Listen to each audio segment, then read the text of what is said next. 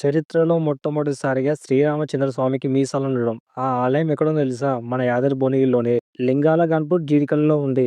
ఈ ఆలయంలో చాలా ప్రత్యేకమైన విశేషాలున్నాయి. సో, ఇక్కడికొస్తే మీకు అర్థమైతది. ఇక్కడేందంటే చాలా ఆహ్లాదకరంగా, చాలా పీస్‌ఫుల్‌గా ఉంటది. సో, టెంపుల్ ఏందంటే చాలా పీస్‌ఫుల్‌గా ఉంది ఇక్కడ ఏరియా అయితే. ఇక్కడ ఫేమస్ ఏందంటే శ్రీరామచంద్ర స్వామికి మీసాలుండడం. స్వామివారికి అర్చన చేస్తున్నారు. రానివాళ్ళుంటే చూసి దర్శించుకోండి. ఓకేనా?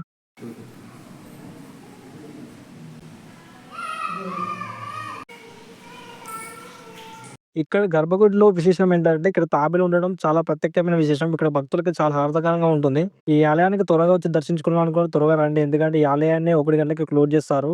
ఈ ఆలయంలో చాలా వరకు ఆకట్టుకునే సన్నివేశాలు చాలా ఉంటాయి. మీరు ఇప్పుడు మనం దర్శించుకుంది కొత్త గుడి. ఇప్పుడు పైనున్న అసలైన గుడి. ఎందుకంటే ఓల్డ్ టెంపుల్ ఉండే పైన. సో, అక్కడి నుంచెల్లి ఇక్కడ నిర్మించారనమాట. సో, ఇక్కడేందంటే మనకి గుండం ఉంటుంది. అలాగే మన వినాయక దేవుడు ఉంటాడు. అలాగే ఆంజనేయ స్వామి దేవుడు ఉంటారు. సో, ఫైనల్‌గా అయితే మనం పైకి రీచ్ అయిపోయాం. సో, ఓల్డ్ టెంపుల్ ఇక్కడ ఉంటుండే. ఇక్కడి నుంచి మళ్ళీ కన్‌స్ట్రక్షన్ స్టార్ట్ చేస్తున్నారు. ఇక్కడేందంటే మనకి ప్రత్యేకమైన విశేషాలు చాలా ఉంటాయి. ఆ టెంపుల్ ఏందంటే గుండం ఉంటుంది. ఇప్పుడు మనం స్వయంగా మన వినాయక దేవుడిని చూడబోతున్నాం.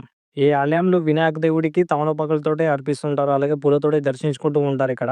సో, ఇక్కడ ఈ వినాయక దేవుడికైతే ప్రత్యక్షమైన శైలి ఉంది.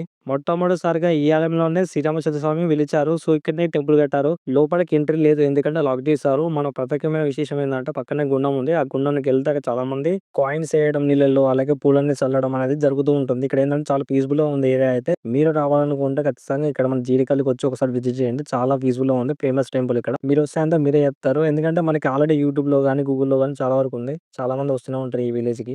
మోరల్ ఆఫ్ ద స్టోరీ ఏంటంటే చరిత్రలో ఇంకెన్నో నిజాలు దాగున్నాయి. ఎన్నో హిందూ టెంపుల్స్ దాగున్నాయి. అలాంటి టెంపుల్స్‌ని మనం ఎక్స్‌ప్లోర్ చేద్దాం, చూద్దాం, దర్శించుకుందాం. అనే టెంపుల్స్ మనమే ఎక్స్‌ప్లోర్ చేద్దాం. ఇలాంటి ప్లేస్‌లు ఇంకెన్నో ఉన్నాయి. ఎన్నో టెంపుల్స్ ఉన్నాయి. మనమే గుర్తించలేము మన టెంపుల్స్‌ని. మనకు తెలియని చరిత్ర ఎంతో ఉంది. ఆ చరిత్రలో ఇంకా ఎన్నో టెంపుల్స్ ఉన్నాయి. అలాంటి టెంపుల్స్‌ని వెతికి మనమే దర్శించుకుందాం. జై హింద్.